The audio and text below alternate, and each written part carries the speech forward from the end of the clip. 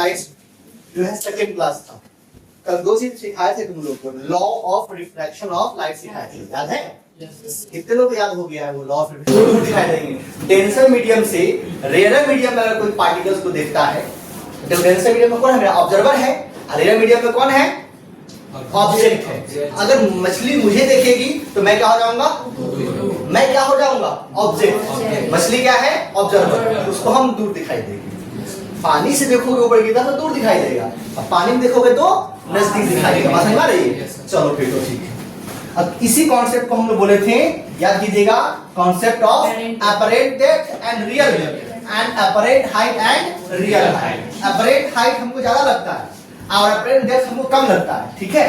इसीलिए आपको जो पानी की जो सरफेस है ना, उसके अंदर आप देखिएगा तो आपको लगेगा ना कि बॉटम जो रेज्ड अप हो गया हुआ है, बकेट का बॉटम रेज्ड अप हो गया हुआ है, ठीक है? और जब आप प्रिंसिपल ऑफिस में बोलते हैं, जब आइएगा तो वहां पर देखते होंगे ग्लास रखा हुआ होता है, नीचे में न्यूज़पेपर रखा हुआ है, तो चढ़ा देते हैं तो आपको लगता है कि थोड़ा ऊपर उठ गया हुआ है वो। क्लियर? चलो अब इसी में हम लोग थोड़ा सा आगे बढ़ेंगे। याद कीजिएगा, laws of refraction of light. Laws of refraction of light की अगर हम बात करें बच्चों, ध्यान दीजिएगा, तो कितने लॉ है? दो लॉ। बताओ ध्यान से, पहला लॉ क्या है? फर्स्ट लॉ क्या है? बहुत आसान है, बोलो बोलो। The incident ray. हाँ जी, ठीक है, अच्छी बात है। रिफ्रैक्टेड रे एंड नॉर्मल, ठीक है, पहले एंड द नॉर्मल। नॉर्मल कहां पे होगा? बोलो, at the point of incidence. At the point of incidence all lies in the same place, ठीक है बच्चे? चलो, अगर ये बातें आप लोग पहले से पढ़ के आ रहे हैं, बैठ जाओ, कोई दिक्कत नहीं। दूसरा याद है? और वाह, बताओ दूसरा बताओ, याद है तो जोर से बोलो।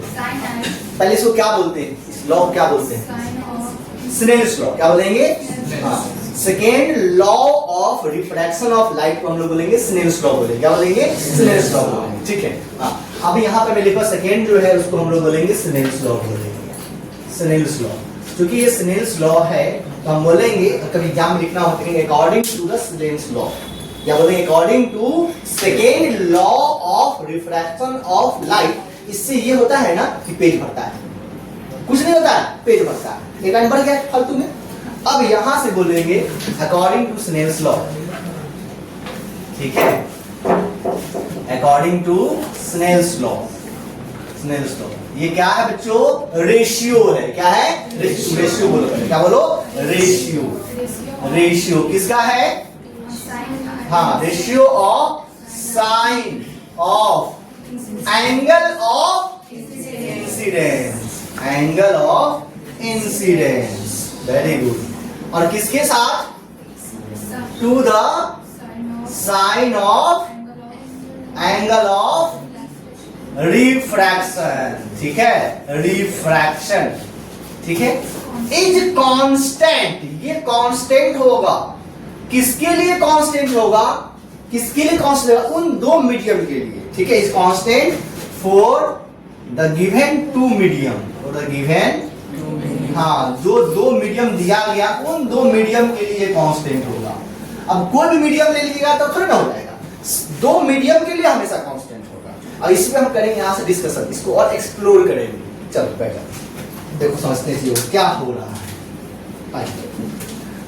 एक चीज समझिए, अब इसी चीज को हम लोग यहाँ से बढ़ेंगे, बढ़िया से समझेंगे चीजों को, फोटो बना करके।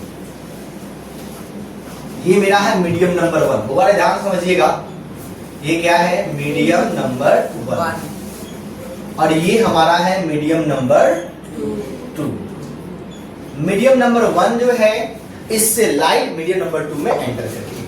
मैं क्या बोल रहा हूँ? मीडियम नंबर 1 से मीडियम नंबर 2 में लाइट एंटर करेगा। इसका मतलब इंसिडेंट लाइट किस मीडियम में होगा? मीडियम 1 में। सिंपल सी बात है। इसका मतलब इंसिडेंट रे किसमें होगा? मीडियम नंबर 1 में। ध्यान दीजिए, ये मेरा इंसिडेंट रे है, ये है इंसिडेंट रेज, ठीक है। और इस पॉइंट को आप लोग क्या बोलेंगे? पॉइंट ऑफ इंसिडेंस बोलेंगे। ये मेरा पॉइंट ऑफ इंसिडेंस है, पॉइंट ऑफ इंसिडेंस, ठीक है बच्चों। और सबसे पहले यहाँ पे क्या करते हैं, जल्दी बताइए, नॉर्मल ड्रॉ करते हैं, ठीक है, बहुत अच्छी बात है। अगर आप यहाँ पे नॉर्मल ड्रॉ कीजिएगा तो क्या मुझे बताएंगे ये एंगल क्या होगा? इंसिडेंट और नॉर्मल के बीच एंगल को क्या बोलेंगे? एंगल ऑफ इंसिडेंस बोलेंगे। ये एंगल ऑफ इंसिडेंस आई है।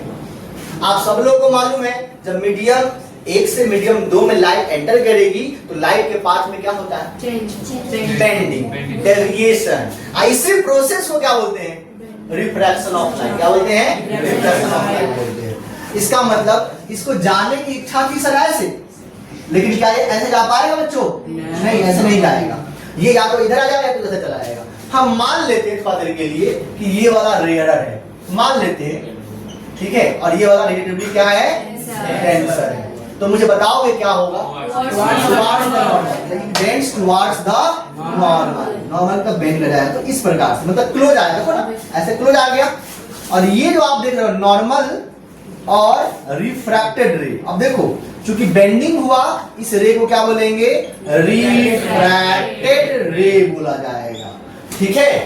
तो नॉर्मल और रिफ्रैक्टेड रे के बीच के जो एंगल, इस एंगल को हम आर नाम देते हैं, और R stands for angle of refraction. ये जो आपने आर लिखा है ना, ये जो आर लिखे हो, इस आर को क्या बोलेंगे? Angle of refraction. मैं लिख देता हूं, आई यहां पर जो है वो एंगल ऑफ इंसिडेंस है, एंगल ऑफ इंसिडेंस है, और आर यहां पर क्या है? एंगल ऑफ रिफ्रैक्शन है। क्या है? रिफ्रैक्शन है। और चूंकि आप देखोगे तो ये सारा का सारा जो है एक ही प्लेन में नहीं दिख रहा है। जल्दी बताता हूं फटाफट, दिख रहा है कि देखो सब जितना फोटो आपने बनाया है क्या एक ही प्लेन में आपको दिखाई नहीं दे रहा है? जल्दी बोलिए, दिख रहा है। इसका मतलब हम लोग जो फर्स्ट लॉ है वो तो आसानी से सभी लोगों को समझ में आ चुका हुआ है, all lie in the same plane. सभी सेम प्लेन लाई कर रहा है, जल्दी बोलिए। Yes sir. अब सेकेंड लॉ की तरफ आते हैं। सेकेंड लॉ मेरा क्या बोलता है कि रेशियो लेना। क्या लेना है? रेशियो। रेशियो किसका लीजिएगा?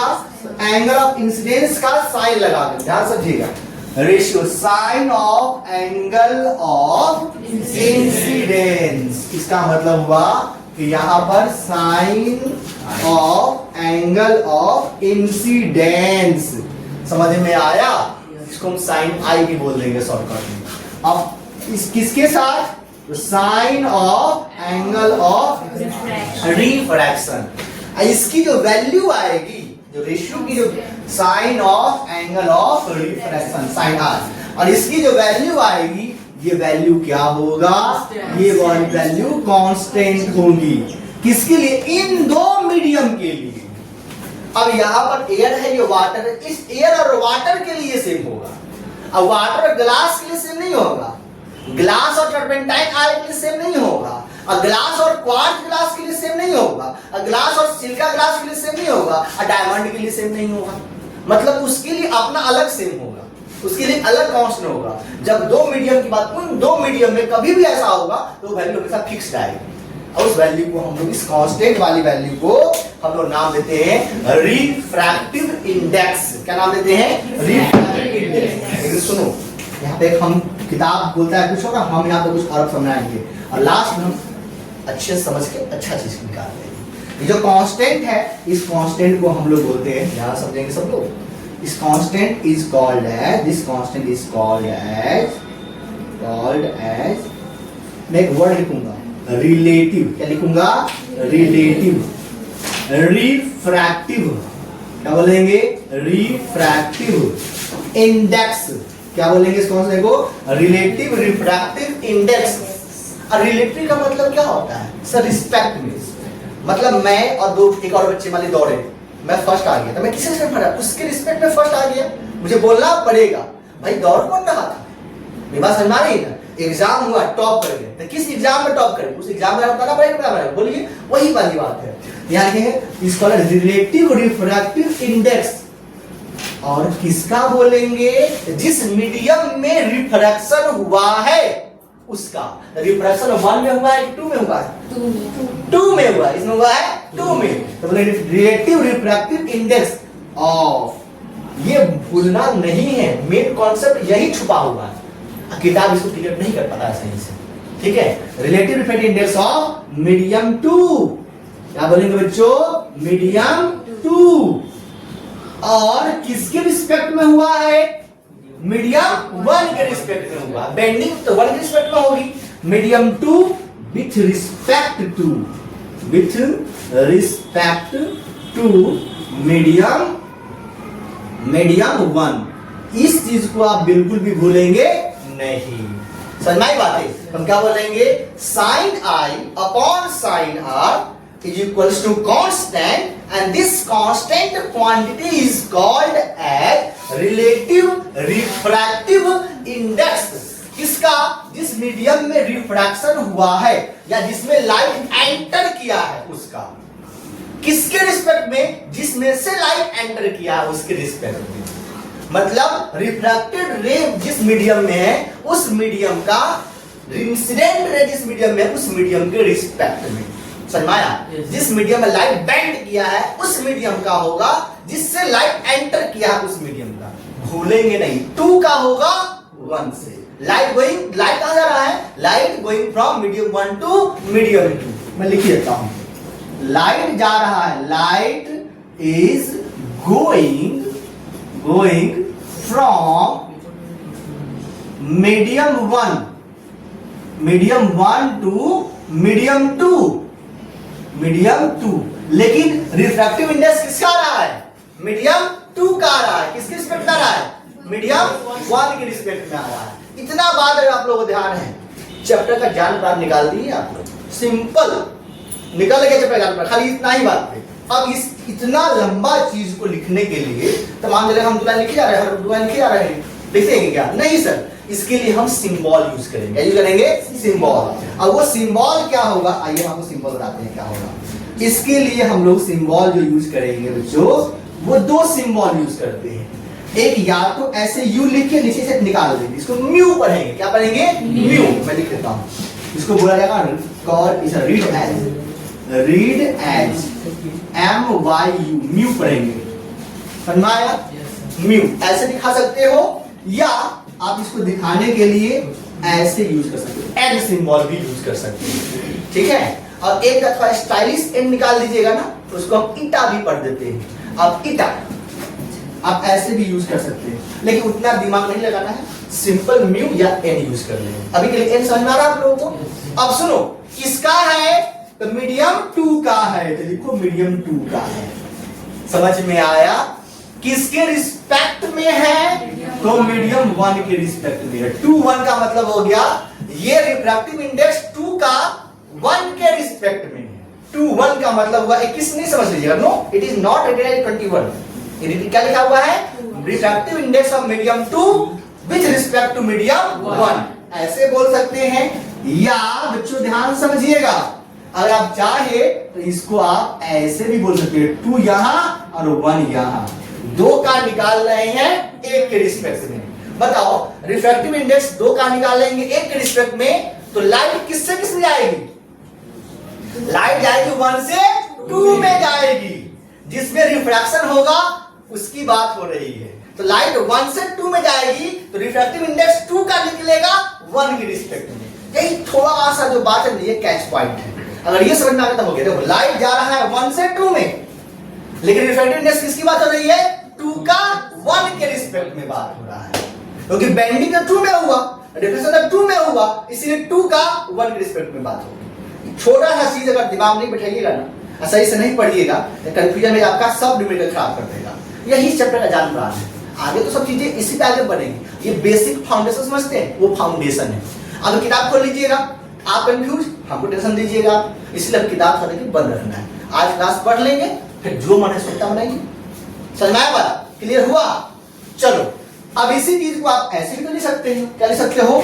N2 1 लिख सकते हैं। क्या समझ में आया? ऋषभ ध्यान दीजिए यहाँ, या नहीं, अगर आप ऐसे लिखने की इच्छा नहीं कर रहा है आप ऐसे लिख लीजिए N2 1। क्या ये चीजें सभी बच्चे को डाइजेस्ट हो गया? इसमें कहीं से किसी कोई परेशानी तो नहीं है, देख लो। और इसमें दिक्कत होगी तो हम आगे नहीं बढ़ पाएंगे। क्या इतना क्लियर है?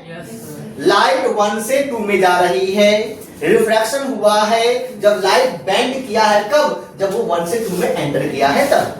रिफ्रैक्टेड रे सेकंड मीडियम में है, इंसिडेंट रे फर्स्ट मीडियम में है, रिफ्रैक्शन सेकंड में हुआ है, बेंडिंग सेकंड में हुआ है जब इंटर कर रही थी तो। ठीक है बच्चे, इसीलिए रिफ्रैक्टिव इंडेक्स 2 का निकलेगा, 1 के रिस्पेक्ट में निकलेगा। समझ में आ गया बात? और इसी के बारे में सुनील भाई साहब ने बताया है। क्या बताया है? कि ratio of sine of angle of incidence to the sine of angle of refraction is constant for the given two medium, and that constant quantity is called as relative refractive index of medium 2 with respect to medium 1. इसका refractive index absolute term नहीं है। जैसे अब एक बच्चा दौड़ेगा, first हो गया, क्या हुआ? फर्स्ट हो गया, नहीं हो पाएगा ना जी। एक के साथ उसी तरह से रिफ्रैक्टिव इंडेक्स रिलेटिव टर्म होता है, ये एब्सोल्यूट टर्म होता ही नहीं है। अब खुश होने के लिए हम बोल देते हैं, बच्चा है जो नया दौड़ना सीखा है, दौड़ेगा तो खुश हो, हाँ तो फर्स्ट किया है। समझ आया बात? ये चीज है, वो अलग बात है। अब देखो सिंपल सी चीज है। अब यहाँ पे आइए, अगर मैं आपको बोलूं, ध्यान दीजिएगा, थोड़ा सा बात कर लेते हैं। अगर मैं आपको बोलूं मीडियम नंबर 1, मीडियम 1 जो है वो आपका एयर है।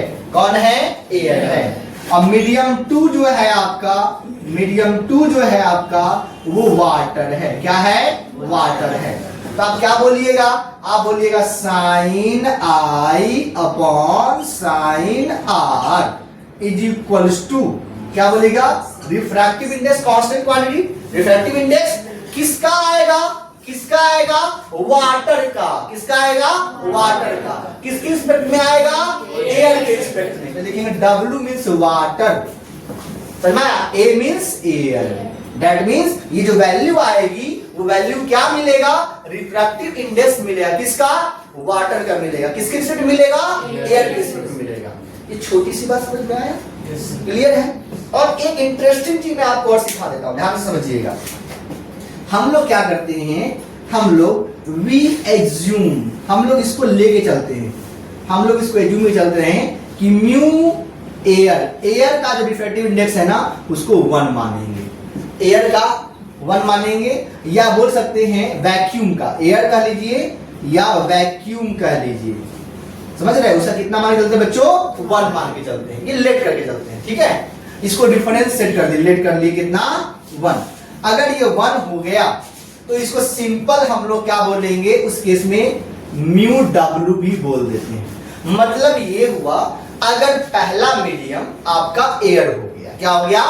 फर्स्ट मीडियम एयर हो गया, एयर से किसी भी मीडियम में, एयर से किसी भी मीडियम में लाइट एंटर करेगी तो बेसिकली वो रिफ्रैक्टिव इंडेक्स निकलेगा दूसरे मीडियम का एयर के रिस्पेक्ट में। इसको आप बोल सकते हो relative refractive index of water with respect to air.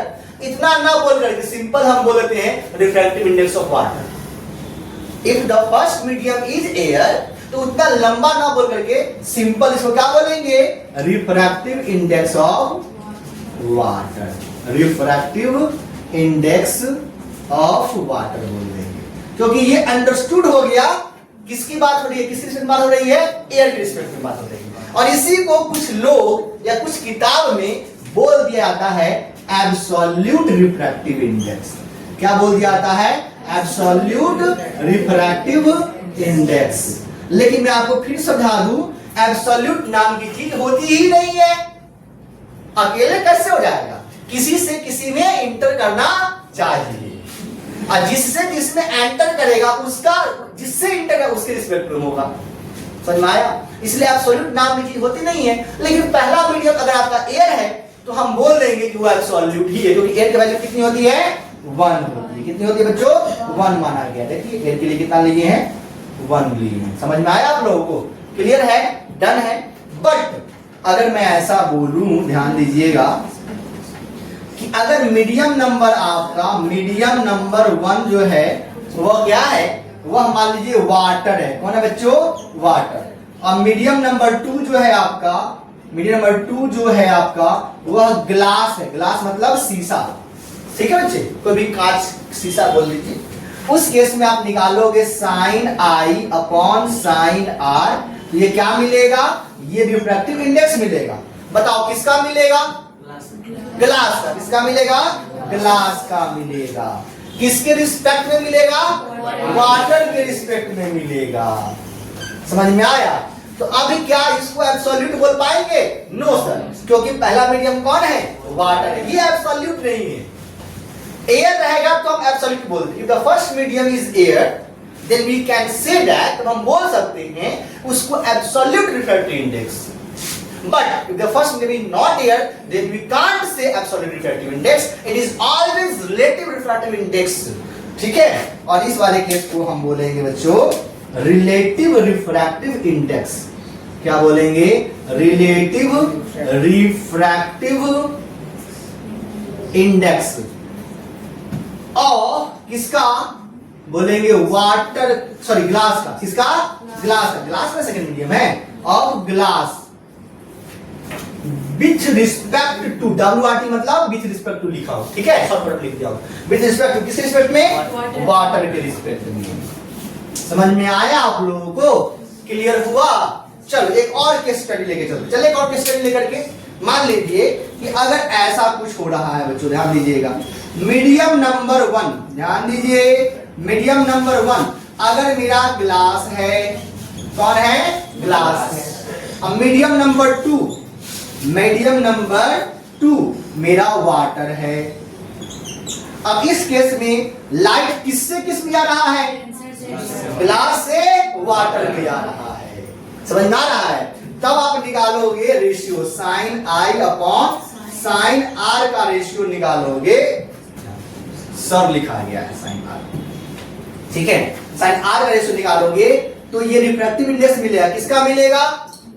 किसका मिलेगा? जिसमें एंटर करता है उसका। तो बोलेंगे वाटर का। 2 का ना निकलता है जी, भूल जाता। अभी सिखाए हैं लाइट 1 से 2 में जा रही है, तो जिसमें जाएगी उसका ना होगा, वाटर का होगा। किसके रिस्पेक्ट में होगा? ग्लास के रिस्पेक्ट में होगा। इसको कैसे पढ़ेंगे? इसको पढ़ेंगे रिलेटिव रिफ्रैक्टिव इंडेक्स। क्या पढ़ेंगे? Relative refractive index. किसका? Of water. किसके रिस्पेक्ट में? WRT। किसके रिस्पेक्ट में? ग्लास के रिस्पेक्ट में। सर एक चीज बताओ जरा, यहाँ WG लिखा हुआ है या GW, उल्टा नहीं लग रहा है आप लोगों को? हाँ उल्टा तो है ही। कैसे नहीं? इस वक्त वाटर से ग्लास में जा रहा है, इस वक्त ग्लास से वाटर में जा रहा है। क्या मेरी बात समझ में आ रही है? क्लियर है? सर इस प्रकार से तो ऐसा भी तो हो सकता है ना?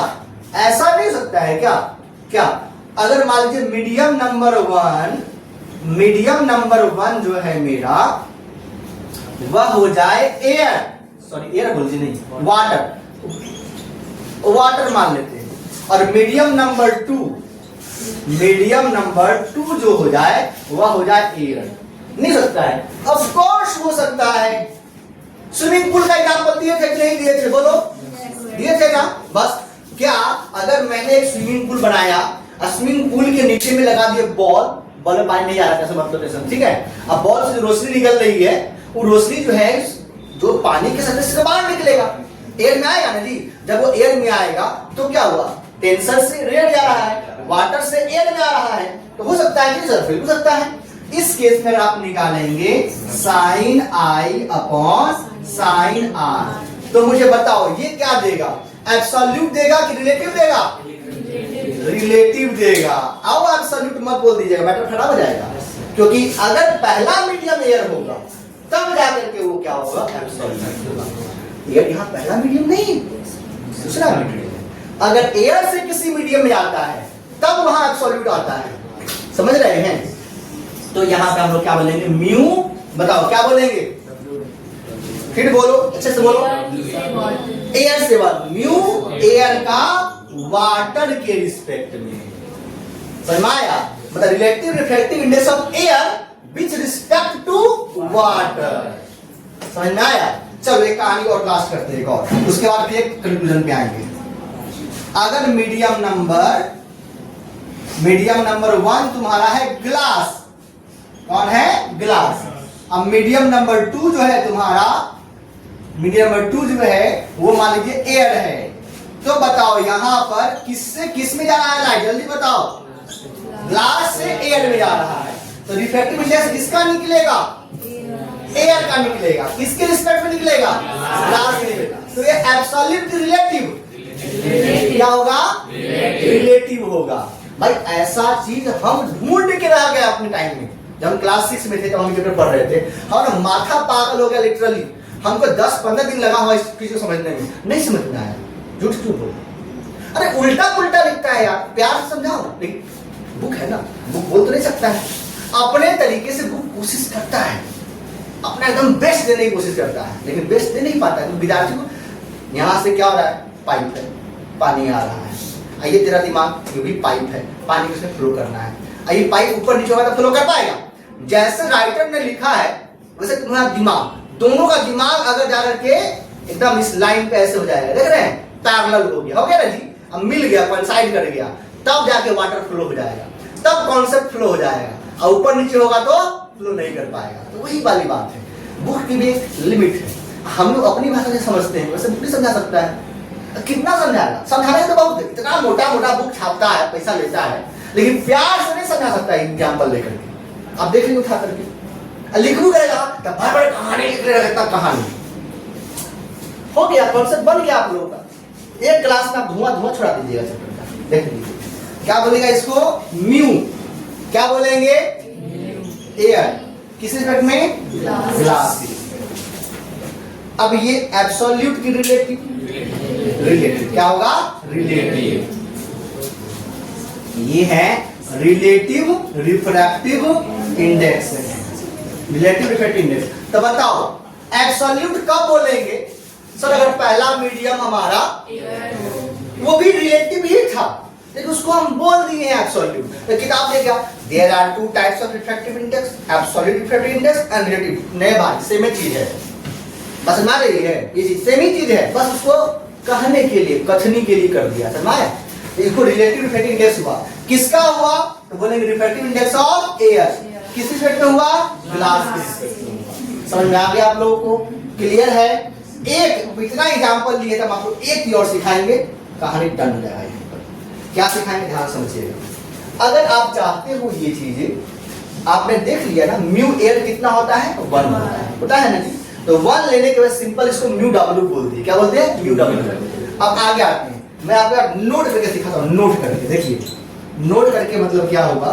म्यू ए बी लिखे हुए हैं, अभी यहाँ ए भी अपने मन से ले लिए, एयर रही है, तो बोलेंगे मीडियम ए का मीडियम बी के रिस्पेक्ट में। अब जितना सिखाए हैं इसमें हम आप लोगों से बात करेंगे। मैं किसी बच्चे को पकड़ लूंगा, उससे मैं पूछूंगा, आप लोग ध्यान दीजिएगा। यहां मैं लिखा हूं म्यू ए बी, इसका मतलब मैं पूछूंगा, इसका मतलब मुझे सौम्या बताएगी। पहले इसका मीनिंग क्या हो ये बताओ। देख लिए ना? देख लिए ना आप लोग? आप लोग देखे हैं कि नहीं देखे? जोर से बोलो। ए से बी में। अच्छा ठीक है, अभी हम समझाए हैं, तुम अभी समझाए हैं। यहाँ पर 2 1 का मतलब कहां से कहां जा रहा है? आप क्यों नहीं समझ पा रहे हैं? जिसमें रिफ्रैक्शन होता है उसकी बात करते हैं। लाइट जाता है 1 से 2 में और रिफ्रैक्टिव इंडेक्स होता है 2 का 1 के रिस्पेक्ट में। उतना देर से हम वही समझा रहे हैं, कितना एग्जाम्पल ले करके समझा रहे हैं। आप देख लिए ना? अभी एक टीचर झुठला गया यहाँ पर, देख रहा है ना? आप हमारे सपोर्ट में है कि नहीं है? अब वीडियो रिकॉर्ड हुआ है, समझ रहे हैं? प्रूफ है हमारे पास। देखो अच्छा बात है, वीडियो रिकॉर्ड करता है। ए से बी में बोले तो आप ए से बी में अभी भी गलत बोल रहे हैं। आप अभी भी गलत ही बोल रहे हैं। You are still lying. A से बी के रिस्पेक्ट। फिर देखो, आप सुनो, आप तुम सीखो। आप तो बोल लिए ना, अब तुम सीखो क्या गलती हुई है। रिफ्रैक्टिव इंडेक्स ए का होगा, बी के रिस्पेक्ट में होगा। क्या ये बात सब लोग समझ में आ गया? रिफ्रैक्टिव इंडेक्स, फिर बदमाशी कर रहे हम सिखा रहे हैं। रिफ्रैक्टिव इंडेक्स ए का होगा, बी के रिस्पेक्ट में। लिख लो यहाँ पर, लिख ही देते हैं।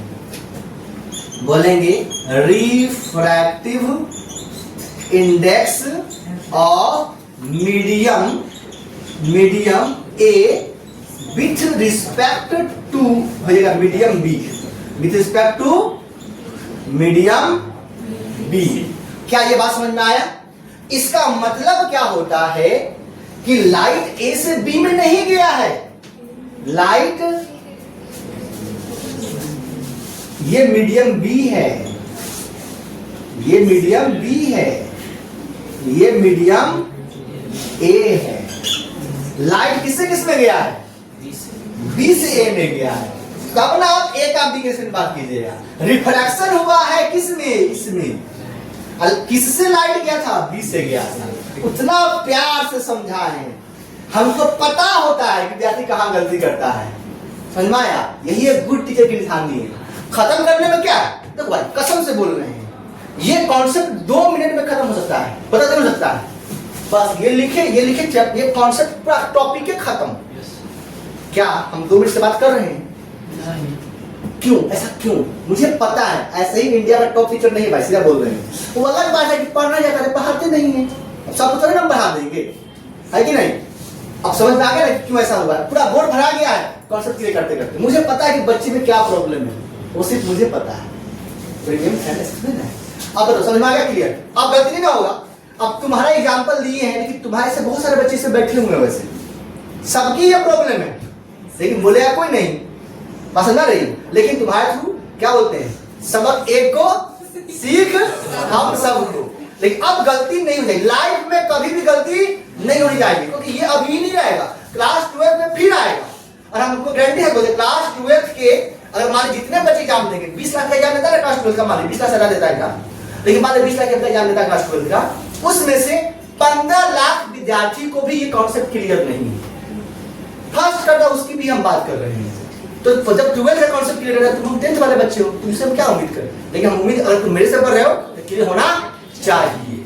चलो बैठ जाओ। यहां तक किसी को दिक्कत नहीं, समझ में आ गया ना?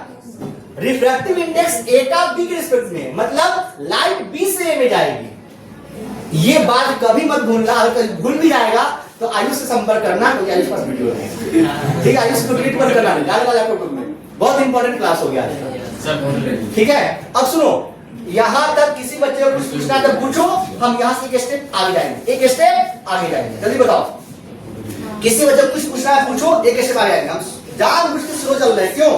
क्योंकि कुछ चीजें सिखानी है, लेवल जाना है, लेवल भी करना है। किसी को पूछना है? नहीं पूछना है? क्या मैं आगे बढ़ूं एक स्टेप? चलो एक स्टेप हम आगे जा रहे हैं। हमेशा एयर का और वैक्यूम का रिफ्रैक्टिव इंडेक्स कितना मान के चलते बच्चों? 1 लेकर के चलते हैं।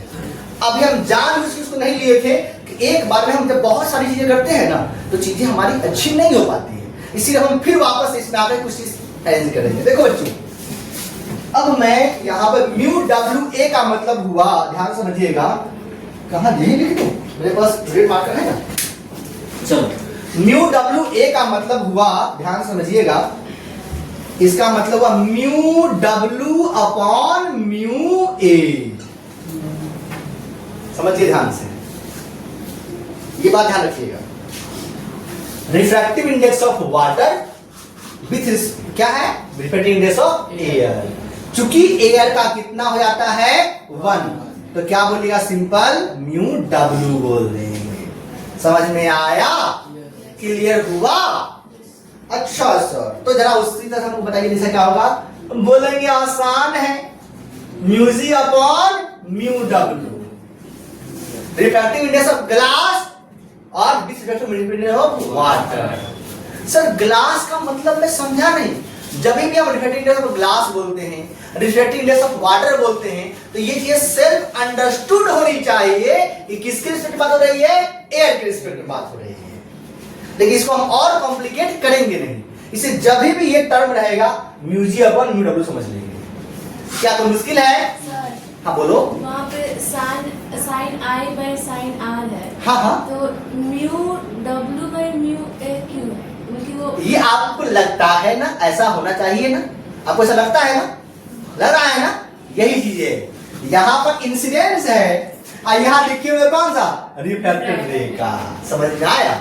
इसका भी कहानी मिलेगा, ऐसा नहीं कि नहीं, ठीक है। लेकिन अभी ये स्नेल्स लॉ कहां से आया हुआ है? स्नेल्स लॉ से आया हुआ है। रिफ्रैक्शन किसमें हुआ है? 2 में, 1 के रिस्पेक्ट में, इसलिए ये बातें लिखी कांस्टेंट क्वांटिटी। लेकिन यहाँ क्या है, साइन आई अपॉन साइन आर है। ये उल्टा रिलेशनशिप चल रहा है, ध्यान रखिएगा बच्चा, चल रहा है कैसा, उल्टा रिलेशनशिप। यहाँ पर कौन सा है, इंसिडेंस एंगल का है साइन, और यहाँ पर रिफ्रैक्टिव इंडेक्स किसका है, रिफ्रैक्टेड रे का है।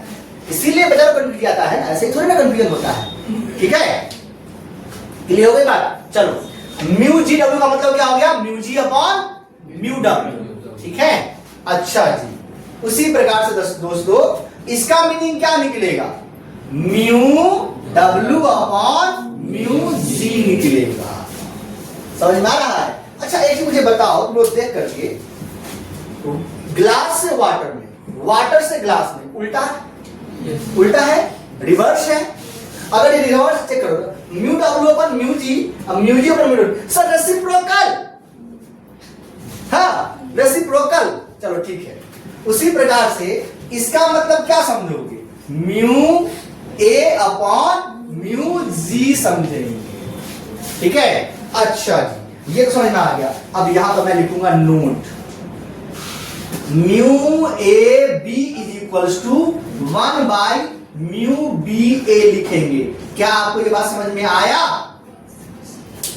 Refractive index of A with respect to B is reciprocal होता है किसका, refractive index of B with respect to A. Sir कैसे, देखो सामने है, देखो ना, देखो ना, समझ आ रहा है, क्लियर हो रहा है, बस सिंपल है।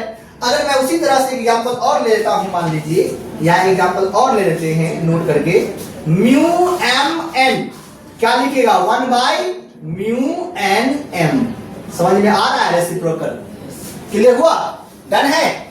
इतनी बातें जैसे एक भी पॉइंट भूलना नहीं है, समझ गए, क्लियर है। अब मैं इसको करूंगा, क्लीन करूंगा, हाँ मतलब फोटो लेकर क्लीन करेंगे, तो समझ में आ गया। अच्छा जी, अभी एक चीज में समझे, अभी आई साइन आई और साइन आर किसको समझे, डेविएशन एंगल के समझे। अब रिफ्लेक्शन को एक अलग तरीके से समझेंगे। फिर सर क्या बात कर रहे हो, यस, रिफ्लेक्शन को हम एक अलग पैरामीटर से समझेंगे, जिसको हम बोलेंगे स्पीड ऑफ लाइट के टर्म में समझेंगे। अभी हम बेंडिंग के टर्म में समझे, कैसे समझे हैं, बेंडिंग के टर्म में समझे कि बेंड कर गया, मतलब एंगल आई ये था, ये बेंड कम हो गया या ज्यादा हो गया, समझ में आया। अब हम समझेंगे ऐसा होता क्यों है, what is the reason behind it, cause क्या है इसका, इसका कॉज है स्पीड ऑफ लाइट चेंज कराना, क्या करना, स्पीड ऑफ लाइट। अब फिर लास्ट दोनों को मर्ज करेंगे, जो यहां मिलेगा और उसमें एक नया टर्म निकालेंगे जो यही मिलेगा। ठीक है, मैं इसको इरेज करूं, फोटो लेकर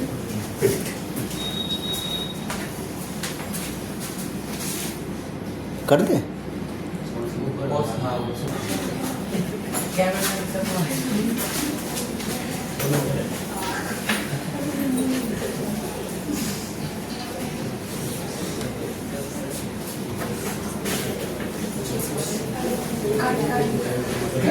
आज भाई आपको सिखाए जा रहे हैं, बहुत अच्छी चीज सिखाए जा रहे हैं, समझे।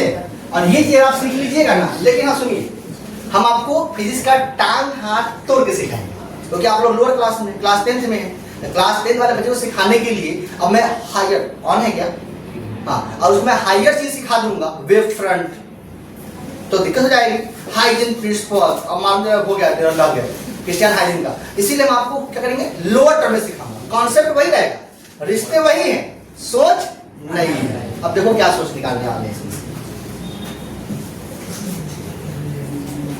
अच्छा एक चीज बताओ, हम तुम लोग जो बात कर क्लास में बोल रहे थे कि देखो बाबू, जब लाइट रे परपेंडिकुलर आता है नो बेंडिंग, सिखाया थे, नहीं सिखाया थे, सिखाया थे ना। अब सवाल ये होता है क्यों, मैं उसका कारण बताऊंगा आने वाली क्लास में, बोला हूं बताऊंगा तो बताऊंगा, सीधा सी बात है। हाँ मैथमेटिकली बताऊंगा, पिक्चर से भी बताऊंगा, दो तरीके से बताऊंगा।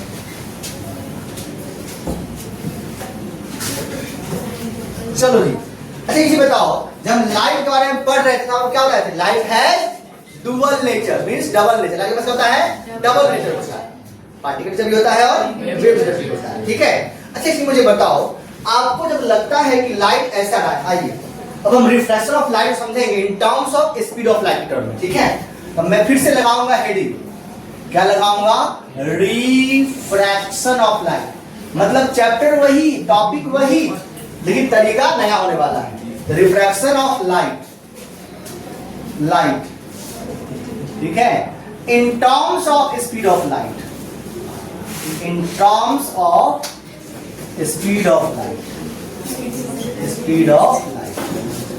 अब देखिए हम 2-3 दिन से इसी टॉपिक को इलेबोरेट कर रहे हैं, जबकि हम कोई हाई लेवल नहीं गए। ऐसा नहीं बोला हम पीआर लेवल चले गए एकदम जे एडवांस क्रैक कर दिए, ऐसा कुछ नहीं किए, सिर्फ क्लास 10th लेवल है। अब फिर भी देख रहे हैं, इसको बोलते हैं इनसाइटफुल अंडरस्टैंडिंग, डीप अंडरस्टैंडिंग जिसको बोलते हैं, इनसाइट चल रहा है। समझिए, हम जब भी बोलते हैं कि लाइट रे आया, तो लाइट रे का मतलब हुआ एक ऐसा, एक स्ट्रेट लाइन से दिखाता हूं वैसे इसको, ये लाइट रे है। लाइट रे को हम ज्योमेट्रिकल ऑप्टिक्स में समझने के लिए एक एरोस दिखाते हैं, ले बहुत ही एरो को देखो उधर। लाइट रे क्या है सर? एक पाथ है जिसके थ्रू लाइट ट्रेवल करता है, and light goes in straight line. पता है कि नहीं पता है? अब दिखाए तो दिखाए कैसे? ऐसे दिखा देते हैं। क्या लाइट निकलती है, सब तीर भुका रहा है क्या? नहीं भुका रहा है, घायल हो गए। इजी, आगे आइए। अब देखिए ध्यान से, जब हम बोलते हैं बीम ऑफ लाइट, तो बीम का मतलब क्या होता है? अरे बीम का मतलब क्या होता है जल्दी बताओ? बंडल ऑफ लाइट रे, मतलब बौछार मार दिया, खच खच खच मार दिया तीर।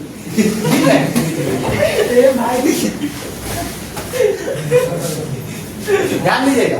देख भाई देख, तू लोग वीडियो से कहीं तरह मत कर, इसीलिए हम यूट्यूब पर नहीं है, ये तो मालूम चलेगा फेमस कर रहे हैं और फेमस हो जाएगा। कोई बात नहीं है, एक हफ्ता में चलता है। यहाँ देख, तुम लोग जो करना है करो, मैं नहीं करूंगा, ठीक है? हाँ डालो, कोई दिक्कत, हम क्या डरते हैं? ये चीज क्या हुआ? कोई दिक्कत, जाओ, हम पैसे में बात थोड़े, तुम लोग सब पैसा देते ही नहीं है, आप अब यहाँ पर क्या हुआ? लाइट ऐसे आ रहा है, एक दो नहीं बहुत सारे लाइट, बंडल ऑफ लाइट आ रहा है। समझाने के लिए हमको पैकेट के फॉर्म में दिखा दी इस तरह से, बहुत सारे लाइट है, ठीक है? अब इस सरफेस पे आगे टकराएगा। अब सरफेस पे मान लीजिए, सरफेस के लिए हम एक बाउंड्री बनाने जा रहे हैं। क्या करना है बच्चों? बाउंड्री बनाने के लिए जा रहा हूं इसका। देखो ये मैंने बाउंड्री बनाया। अब समझेंगे यहाँ पर, थोड़ा सा हम किसी बच्चे का एग्जाम्पल लेंगे और हम उम्मीद करते हैं बच्चा लोग बुरा नहीं मानिएगा, ठीक है? चलिए अच्छी बात। अभी बताइए लाइट रे कैसे आया है सर? ऑब्लिकली आया है, मतलब तिरछा, समझ रहे? तिरछा रहा है, ठीक है? अब दो तो हम दिखाई दिए हैं, एक और दिखाता हूं, समझना थोड़ा सा और आसान हो जाएगा। इसलिए क्या 2-3 है? नहीं सर, इनफाइनाइट है। बंडल में क्या बहुत सारा लाइट आ रहा है इस प्रकार से, ठीक है बच्चों? अब देखो जब ये लाइट जब जाता है ना, पास करता है, तो वेव, हम बताते हैं लाइट में वेव नेचर भी होता है। तो बताइए एक चीज, आप पढ़े ट्रांसवर्स वेव पढ़े होंगे, एक लॉन्गिट्यूडनल वेव पढ़े हैं, लेकिन समझने के लिए समझिए कि लाइट जाता है ऐसे, उसके परपेंडिकुलर में जो है क्या होंगे? पार्टिकल्स का ऑसिलेशंस कर लीजिए, वाइब्रेशंस कर लीजिए, समझ लीजिए। लाइट आ रहा है ऐसे स्ट्रेट लाइन में, इसके परपेंडिकुलर में हम पार्टिकल्स मान रहे हैं, पार्टिकल्स का वाइब्रेशंस या ऑसिलेशन ऐसे होगा। उसी को हम लोग नाम लेते थे वेव फ्रंट। क्या नाम लेते हैं? Wave front. और डिटेल में पढ़ने के लिए वेव फ्रंट हम क्लास 12 में पढ़ेंगे, अभी क्लास 10 में है, थोड़ा कम समझते हैं, ठीक है? आइए इसके लिए हम कलर चेंज कर लेते हैं और कलर चेंज करके कुछ चीजें समझेंगे। देखो हुआ क्या कि जब लाइट ऐसे आ रहा था बच्चों, तो यहाँ पे ऐसे ऐसे वेव फ्रंट कैसे होता है? डायरेक्शन के परपेंडिकुलर। कैसा होता है बच्चों? डायरेक्शन के परपेंडिकुलर। लाइट आएगा इधर ना, ऐसे परपेंडिकुलर ऐसे वेव फ्रंट होगा। पार्टिकल समझ लो, पार्टिकल कैसे होगा? ऐसे परपेंडिकुलर, ऐसे ऑसिलेशन करेगा, ऐसे ऐसे, समझ रहे हैं? ऊपर नीचे ऊपर नीचे ऊपर नीचे, ठीक है? या ऐसे ऐसे भी करेगा, आगे पीछे आगे पीछे आगे पीछे। सिखाए हुए थे, तो लोग भूल गया होगा, भूल गया है ना, कोई बात नहीं, ध्यान दीजिए। अब देखो लाइट आया ऐसे परपेंडिकुलर में, ये हो गया। यहाँ पर हम 3 नाम लेंगे, कौन है? आ गया सौम्या, ध्यानसी, ठीक है? गांधी जी के बंदर 3, इसीलिए। और ध्यान दीजिए, अब आ रहे हैं तीनों लोग आ रहे हैं। एक वेव फ्रंट जो होता है ना, उस पे सब पार्टिकल का मोशन एक जैसा बना रहता है। क्या होता है? एक जैसा है। अब देखिए, अब कुछ समय के बाद ऑब्वियस सी बात है, ये थोड़ा आगे आएंगे, तो कहाँ जाएंगे सर? अभी ये ऐसा है, परपेंडिकुलर ही रहेगा। ध्यान दीजिएगा सब लोग, हम नहीं बताएंगे, आप खुद बता दीजिएगा। हम नहीं बताएंगे, आप खुद बता दीजिएगा। हम बोले ना आपको, जब आप खुद से आंसर दीजिएगा तो आपका अंडरस्टैंडिंग होगा। हम आंसर देंगे तो one shot fun shot gun shot हो जाएगा, बस समझा नहीं। चलिए ध्यान दीजिएगा, ये एक जगह था, ये सेकेंड जगह है। यहाँ पर कौन है? आगे। यहाँ पर कौन है? सौम्य। यहाँ पर कौन है? ध्यानसी। उसी प्रकार से लोग बुरा लग रहा है, कोई बात नहीं। तुम लोगों को इतिहास याद रहेगा, लेकिन तुम लोग समझ में आया कि तुम लोग क्लास समझाने में कितना हेल्पफुल है, तो मानेगा इस बात। चलो जी, ध्यान दीजिएगा, ASD बोलेंगे। अब नाम बोलना खराब लगता है, ASD। अभी तक कोई दिक्कत वाली बात नहीं की, तीनों पार्टिकल मोशन एक जैसा है। अब देखिए ना, देखो ना,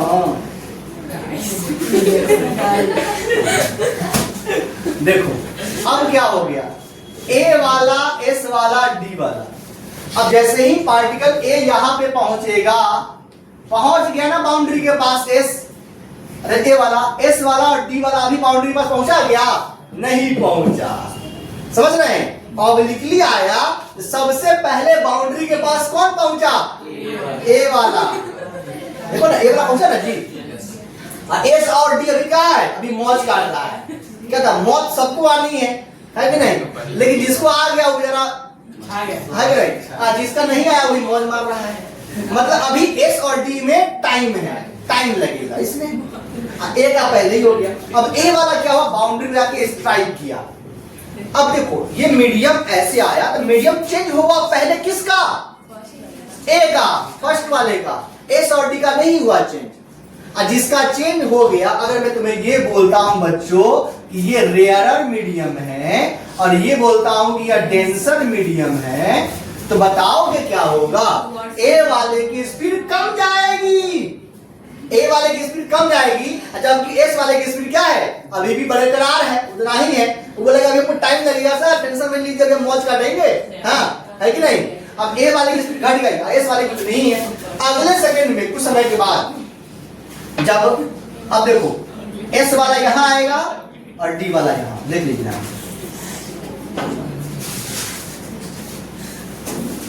थोड़ा चाहिए था ये वाला, देख रहे हैं आप लोग, लेकिन बेचारा A रह जाएगा पीछे ही, A इतना ही दूर आ पाएगा, S इतना दूर आ गया और ये ऐसे आता है, A मान लीजिए इतना ही दूर आ पाएगा, कम ही आ पाएगा।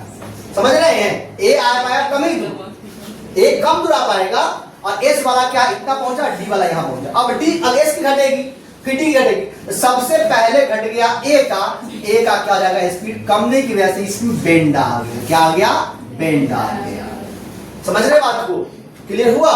उसके बाद कुछ समय के बाद इसका भी बेंड होगा। किसका भी बेंड होगा? D का भी बेंड होगा।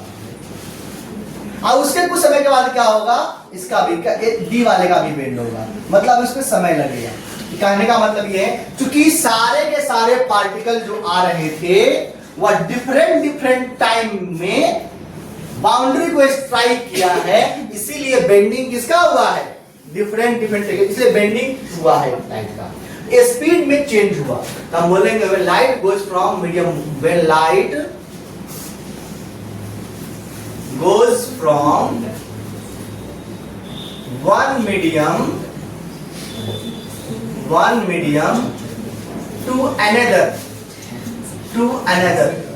it suffers, ठीक है, चेंज इन स्पीड, ठीक है, उसे स्पीड क्या होगा? चेंज होगा। और उसी चेंज की वजह से लाइट का पाथ क्या जाएगा? बेंड कर जाएगा। हो गया सर? अब ठीक है, अगर मान लो परपेंडिकुलर आता, अगर सपोज परपेंडिकुलर आता तो सभी एक टाइम पे आते, क्या होता? एक टाइम पे आता, तो सबका स्पीड एक टाइम पे घटता, एक जैसा घटता, तो बेंडिंग होगा? नहीं होगा। तो परपेंडिकुलर में क्या हो गया? ए देखो यहां पर, इसे समझो इस चीज को। अगर परपेंडिकुलर ऐसे आता, मान लो इस तरीके से, अगर ये परपेंडिकुलरली आता, सभी पार्टिकल क्या होंगे? एक समय पे आगे घटेगा। समझ रहे बात? समझ रहे? बोलिए, एक समय पे घटेगा मतलब सबका जो है एक जैसा घटेगा, तो क्या बेंडिंग हो पाएगा? नहीं हो पाएगा। यहाँ पे बहुत दूर डिस्टेंस कवर कर रहे हैं, देख रहे हैं, और यहाँ पे स्पीड कम गया, घट गया। यहाँ पे दूर था और यहाँ पे स्पीड क्या जाएगा सर? डिक्रीज कर जाएगा। क्या जाएगा? डिक्रीज कर जाएगा। देखो डिक्रीजिंग हो गया। समझ में आया बात कि नहीं हुआ? समझ में डन है? तो बेंडिंग क्यों होता है? स्पीड में चेंज की वजह से होता है। चेंज इन स्पीड की वजह से बेंडिंग होती है। समझ में आ गया बात? अब इसी चीज को स्पीड के टर्म में क्या किया गया? अभी मैं लिख के आता हूं, कल इसको मैं और इलेबोरेट करूंगा। ध्यान समझिएगा क्या बोलेंगे, दोबारा ध्यान दीजिए सब लोग, प्लीज प्लीज ध्यान दीजिए। साइन आई अपॉन साइन आर कौन बोलता है? स्नेल्स लॉ बोलता है। क्या बोलता है? रिलेटिव रिफ्रैक्टिव इंडेक्स बोलता है किसका? दो का। किसका? दो का, वन के रिस्पेक्ट में इज इक्वल्स टू क्या बोलता है? ध्यान से समझो, बोलता है speed of light medium one. क्या देखो, ठीक है, फटाफट लिख देता हूं। Speed of light in medium one upon speed of light in medium two. फिर मैटर कर दिया है ये मैटर क्लियर है। ये मैटर किसने बोल था? जो लोग समझ रहे हैं। अब ये मैटर हम कल क्लियर करेंगे, समझ आया? इसको हम बोल सकते हैं V1 अपॉन V2 बोल सकते हैं, और यहां से कंटिन्यूड चलेगा कल की क्लास में। आज के लिए इतना ही, के लिए नमस्कार।